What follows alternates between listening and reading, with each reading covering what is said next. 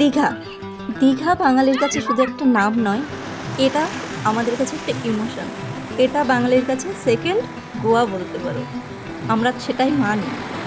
তো উইকেন্ডের ছুটি বলো কিংবা সপ্তাহে 2 দিন ছুটি পড়ে গেল বা যে কোনো কারণে বাঙালির সুযোগ পেলেই চল দীঘা থেকে ঘুরে আসি, এরকম একটা ব্যাপার আমাদের মধ্যে কাজ করে।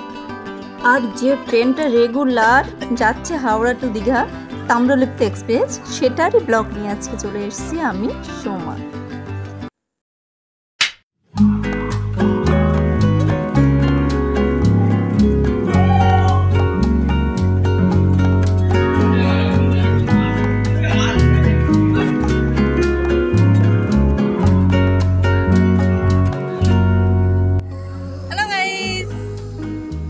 Welcome back to my channel.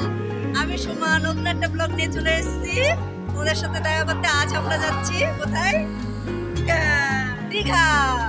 তো এখন আমরা হাওড়া স্টেশন আছি। এই যে রাজু গেছে টিকিট কাটতে, তো এখন 6:45-এ আছে তাম্রলিপ্ত এক্সপ্রেস।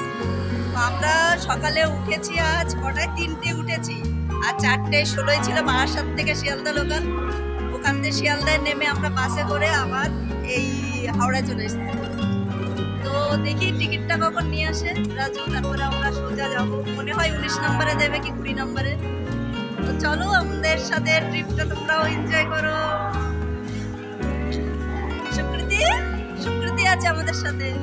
সুকৃতিও ঘুমায়নি। হাই বলে দাও। হাই।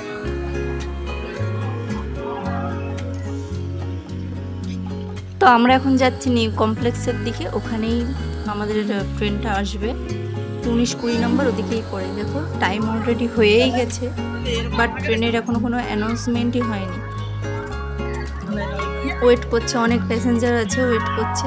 আরও একটা কথা বলে দিই, আমাদের যেহেতু তুরান্ত ডিসিশন হয়েছিল যে আমরা দীঘায় যাব, ওই যে বললাম বাঙালি মানে মন করলেই দীঘা, তো তার জন্য আমরা কোনো রিজার্ভেশন কাটতেই পারিনি। তো আমাদের জেনারেল কম্পার্টমেন্টেই যেতে হবে, তার জন্য ওই তাড়াহুড়ো। অনেকক্ষণ ওয়েট করার পরে আমাদের এই যে মিস্টার তাম্রলিপ্ত এক্সপ্রেস চলে আসলো। তো জাস্ট মানে বোর হয়ে গেছে বাচ্চা কাচ্চা নিয়ে, মানে এতক্ষণ ওয়েট করা, বুঝতেই পারিনি যে এত ট্রেনটা লেট করে দেবে। তো অনেকক্ষণ ওয়েট করছি, বাট ট্রেন যে কখন ছাড়বে বোঝা যাচ্ছে না। তো এই ট্রেনটা অনেক লেট ছিল। এখন বাজে দেখো জাস্ট 7:40। তো ট্রেনটা ছাড়ার কথা ছিল 6:45, এত লেট, বাট কখন ছাড়বে বুঝতে পারছি না।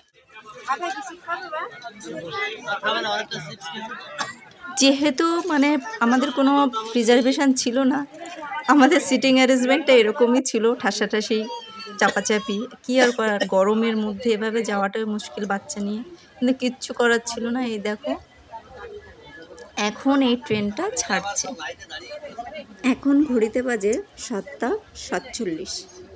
তো যাই হোক, অনেকক্ষণ ওয়েট করার পরেও যে ট্রেনটা ছেড়েছে এটাই। আর হয়তো দীঘায় পৌঁছাতে 11:30 নাগাদ বেজে যাবে, অবশ্যই 11:30 বাজবে। আর টোটাল টাইম লাগার কথা 3 ঘন্টা 20 মিনিট।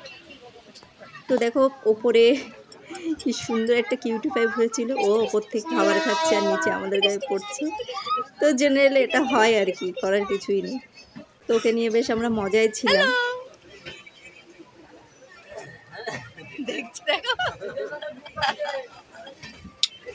দেখেছিস সুকৃতি, দেখেছিস একটা ভাই ওপরে, এই যে পা ঝুলে যাচ্ছে। দেখ কি করছো। চলো গাইস, এই ট্রেনের বেসিক কিছু ইনফরমেশন তোমাদের সাথে শেয়ার করি। এই ট্রেনটা কিন্তু রেগুলার হাওড়া থেকে দীঘা যাচ্ছে। 12857 তাম্রলিপ্ত এক্সপ্রেস রেগুলার হাওড়া থেকে 6:45-এ, সকাল 6:45-এ ছাড়ে, দীঘায় পৌঁছায় 10:05-এ। তো যেতে আসতেও খুব সুবিধা, মানে যাওয়ার টাইমটা তুমি খুব সকালে যাচ্ছ, পুরো দিনটা তুমি বেশ ভালোভাবে এনজয় করতে পারছো দীঘাটা।